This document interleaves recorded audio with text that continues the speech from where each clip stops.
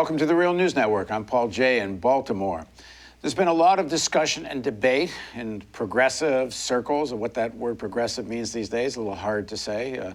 Hillary Clinton calls herself a progressive, and so it's a pretty broad term. At any rate, there's a lot of debate about, is Trump the greater evil? Is Hillary Clinton the lesser evil? And I'm actually asking, is that really the right way to frame the question? Now joining me to talk about this is Henri Giroux.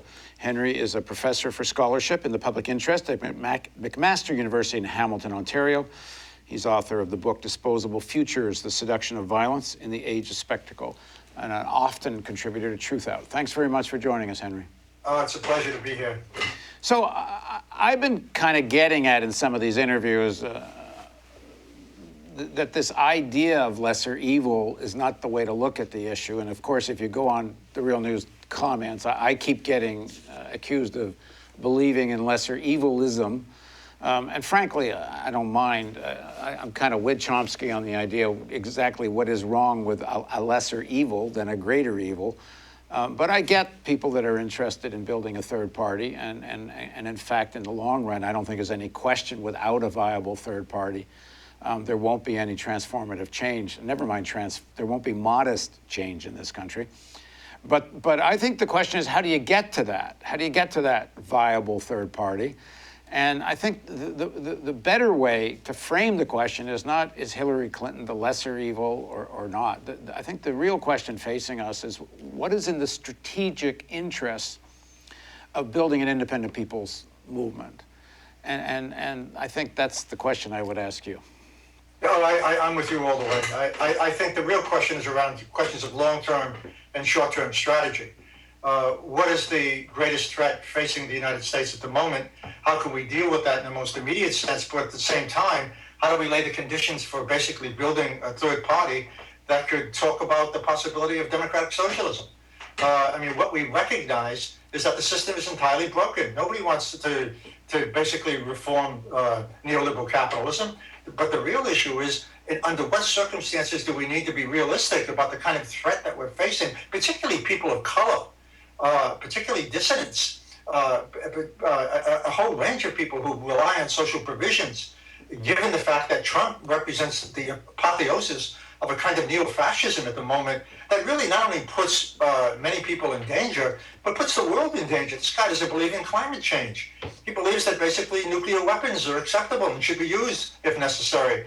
So I think there's a misrecognition and a misrepresentation of people who are saying, hey, look, Trump has to be defeated, and we have to do everything we can to create the conditions for a third party and to be able to mobilize people around issues in which they can identify and recognize that they're part of those issues and that they need to generate their anger towards collective organizations. Yeah, and I think it's important in distinguishing the different sections of the elites and how they see the interests of the empire, of imperialism, if you want, of global hegemony. There's very serious differences on how to achieve the maintaining of America's global power. I mean, if President Obama had been president post 9/11, I think you can say the same thing for Gore, but I think Gore was more represented the section of capital that was even more bellicose than Obama. But I doubt there's any reason to think there would have been an invasion of Iraq.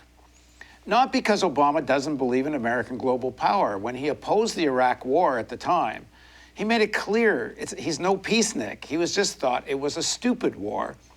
It wouldn't help maintain America's power. And in fact, according to John Kiriakou, who was in the CIA at the time when I interviewed him, he told me that there was a morning phone call of the heads of the Pentagon, the heads of all the intelligence agencies, all the major agencies and branches of the military, American military, every morning, and this phone call was chaired by Dick Cheney, which was in itself remarkable that a vice president would play that role.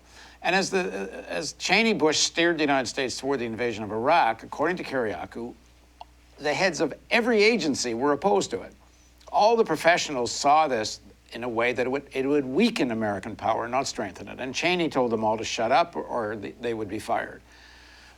So there are different ways they look at this issue, they being the elites.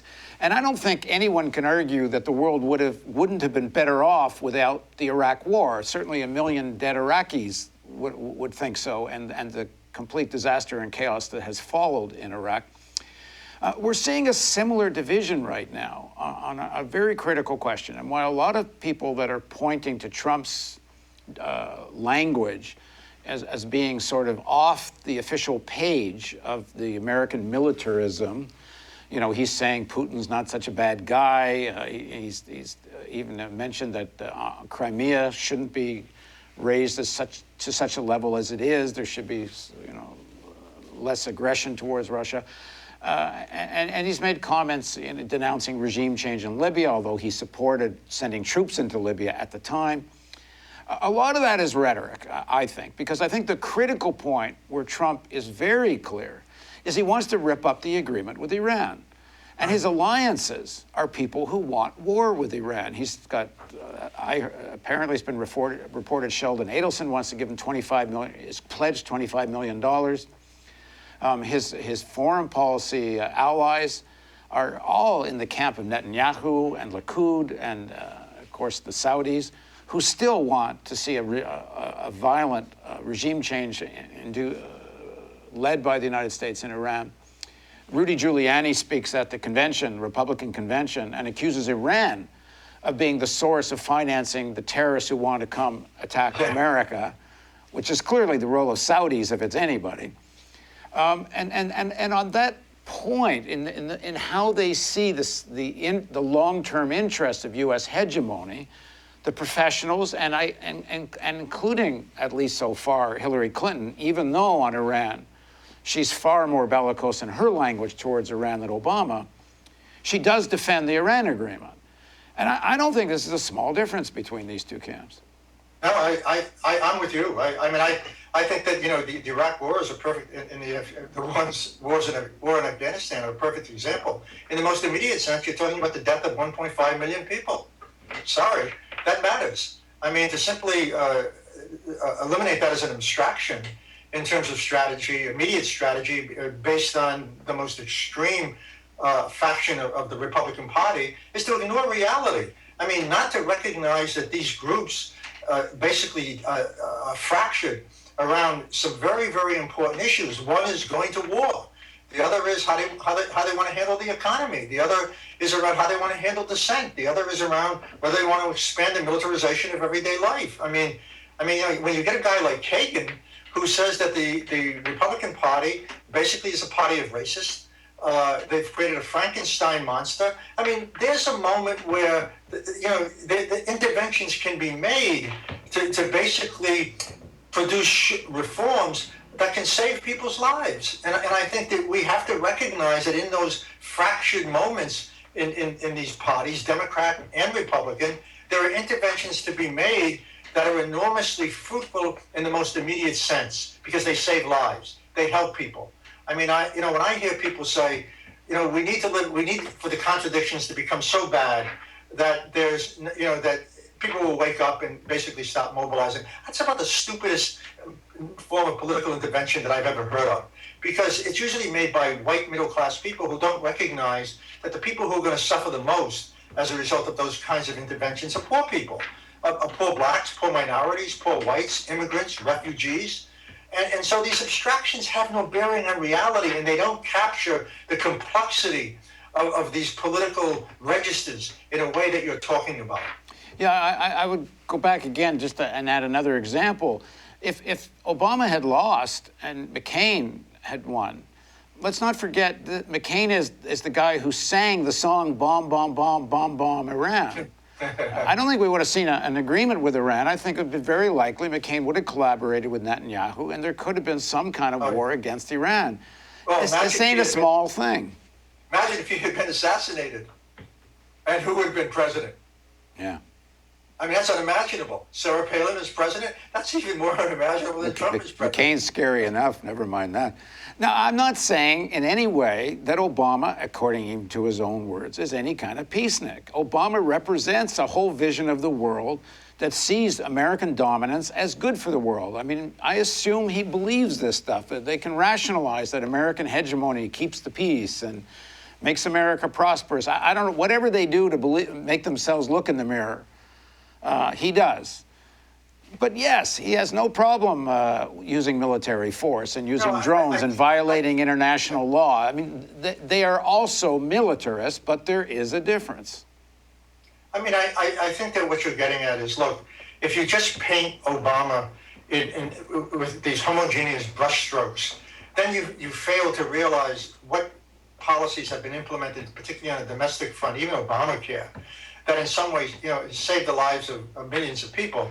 And that just doesn't go far enough. I mean, I think that people like Clinton and people like Obama are really even more vulnerable to criticisms on the left and by progressives, because there's an enormous contradiction between the ideals that they somehow give credence to and the policies and practices that they implement. Whereas in the Republican Party, at least at the extremist level, there are no contradictions. And I think when we can seize upon the contradictions and make clear that they are not in the interest of democracy, I think then you create the basis for educating people to the need to recognize that these reforms, while interesting, just simply don't go far enough, and that we need a third party, that the system is broken. We don't need a warmonger who can embrace a form of lawlessness where people can be killed, without judicial accountability, as somebody that we would look up to be the president of the United States. At the same time, we can say there were elements of his policy that need to be taken further, that we need to recognize work, at least in the most immediate sense. But that's precisely the point. He has these larger issues that invalidate this stuff, meaning that we need to go far beyond Obama. So there's a difference between recognizing what he's done that seems relevant and important, and what he's done that is dreadful and operates in the interest of warmongering. Yeah, and I would add to what I was saying about Clinton. Obama, both in terms of who he is as an individual and his alliances and the kind of forces he represents, and Clinton aren't quite the same. I think there's enough evidence to think that if Clinton hadn't pushed the Libya intervention the way she did, that it seems Obama might not have done it. He seems to have been a reluctant leader of that policy. And so Clinton, I think, is more militarist. She's more aggressive. Yeah, but still, she represents a section of capital that is not looking to have a war with Iran. You can kind of dig into that more, but that ain't a small thing.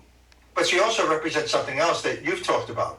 She represents a faction of the Democratic Party that wants to be reelected and is haunted by the Bernie Sanders left. Yeah, it's very important. She's got to have an enemy.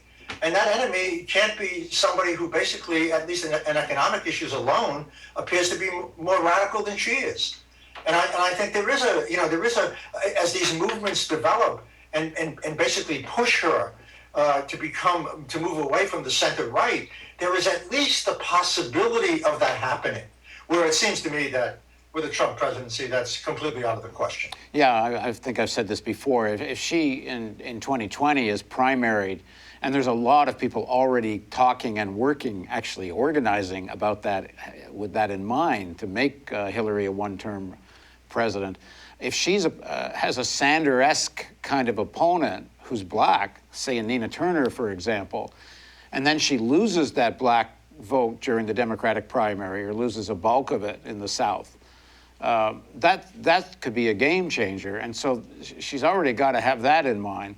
See, that's interesting, right? Because there is a political attentiveness on the part of the more progressive factions of the Democratic Party to basically be able to expand their base. They've got to expand their base. And if they don't do that, they're going to lose. But more than that, they're going to be seen as an establishment party, which is where the real divisions are in American politics. It's not between simply conservatives and Democrats. It's between those people who basically are following the establishment line and those who are not. And she, like anybody else, recognizes that the political discourse on her party's part, has to change.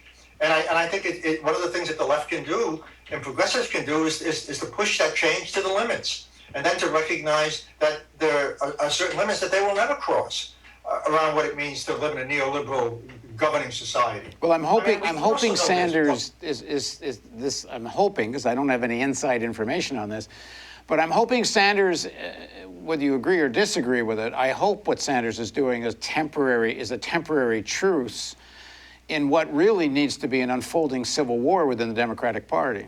Yeah. I think that in the best of all worlds, what Sanders will see as soon as she's elected, that he should now become the forerunner or join with Jill Stein. You know, that he becomes he'll be able to say, hey, look, I did something in the short term that had to be done. I did not want Trump elected, but now that Hillary's elected and she's not doing what we want, we need a third party. And I think that would be the best of all worlds for Sanders. And I see that as a possibility. He's a decent man. I mean, he has a sense of integrity. He's mobilized the youth vote in a way we haven't seen since, of course, 2008. There's a real possibility here. And I think Jill Stein is a wonderful person politically, has all the right things. We need a new party. We don't need a green party. That's the very title is too limiting. We need a party for the national defense of radical democracy. That's what we need. All right, thanks for joining us, Henry. Okay, thank you, Paul. And thank you for joining us on the Real News Network.